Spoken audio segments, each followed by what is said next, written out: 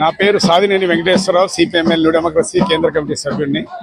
మిత్రులారా, ఈరోజు 15 సంవత్సరాల క్రితం చనిపోయిన కామ్రేడ్ పైలా వాసుదేవరావు గారి జ్ఞాపకార్థం అమరుల స్మారక సంస్మరణ సభ ఇక్కడ జరుపుకుంటున్నాం. ఈ సభ ప్రత్యేక ఉద్దేశం అనేక మంది అమరులు, ఒక్క పైలా కాదు, అనేక మంది అమరులు రక్తాన్ని చిందించారు.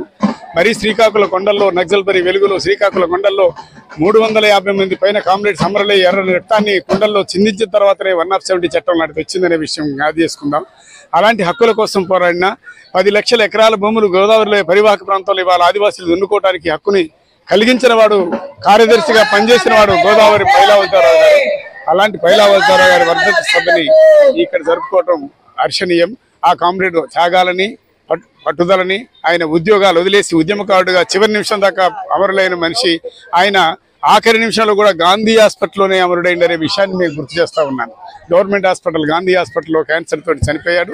అలాంటి అమరుడికి జోహార్లు అర్పిస్తూ ఆయన ఆశయాన్ని, ఆయన జెండాని ముందు తీసుకోవడానికి శపథం తీసుకుంటూ ముందు పోవాలని కోరుతున్నాను. ఉద్యమాన్ని ముందుకు నడుపుతూ దాని కొనసాగింపుగా 42 సంవత్సరాల అజ్ఞాతవాసంలో ఉంటూ ఆయన అమరుడైనటువంటి పరిస్థితి మనకందరికీ తెలుసు.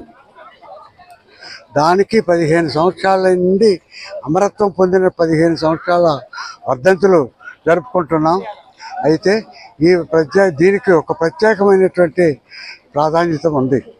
ఆ ప్రాధాన్యత ఏంటి అంటే, ఒక తరానికి రెండవ తరం వచ్చేటప్పుడు దీన్ని ఈ మొత్తం ఆ తరానికి చైతన్యవంతం చేయటంలో భాగంగా ఆయన ఆశయాల్ని, ఆయన లక్ష్యాలని, ఆయన ఉద్యమాలని ముందుకు తీసుకోవడానికి కావాల్సిన విధంగా ఈరోజు ఆ రకమైనటువంటి ప్రోత్సాహం అనేటువంటి జరుగుతూ వచ్చింది. మరి దానికి లోబడే ఈ ఉద్యమంలో ఈ సభ జరుగుతూ ఉంది.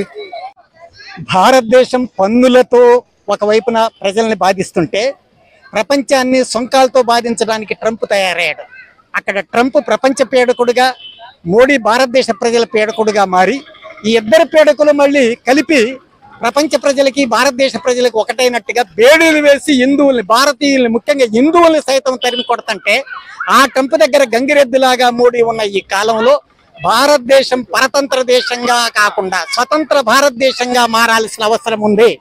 అది సమతా భారతదేశంగా, స్వతంత్ర భారతదేశంగా, ప్రజాతంత్ర భారతదేశంగా, గణతంత్ర భారతదేశంగా మారాలంటే పైలా వాసుదేవరావు గారి అమరవీరుల ఆశయాలు, శ్రీకాకుళ పోరాట యోధుల అమరవీరుల ఆశయాల స్ఫూర్తితో ప్రయాణం చేయాల్సిన బాధ్యత ఉంది. అలాంటి నవభారతాన్ని, సమభారతాన్ని నిర్మించుకోవడానికి పైలా వాసుదేవరావు గారి 15వ వర్ధంతి సందర్భంగా, ఇది సరియైన సందర్భంగా మా సిపిఎంఎల్ న్యూ డెమోక్రసీ రాష్ట్ర కమిటీ భావించి వాళ్ళ పలాసలో 15వ వర్ధంతి సభను పెట్టింది.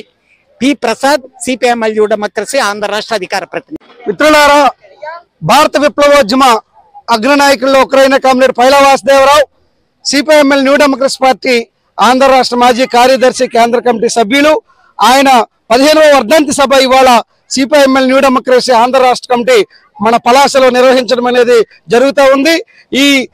ఈ యొక్క సభకి సిపిఎంఎల్ న్యూ డెమోక్రసీ కేంద్ర కమిటీ నాయకులు కామ్రేడ్ సాదినేని వెంకటేశ్వరరావు, అలాగే ఒడిశా రాష్ట్ర కార్యదర్శి కామ్రేడ్ బాలచంద్ర షడంగి, అలాగే కామ్రేడ్ పి ప్రసాద్ తదితర నాయకులు హాజరయ్యారు.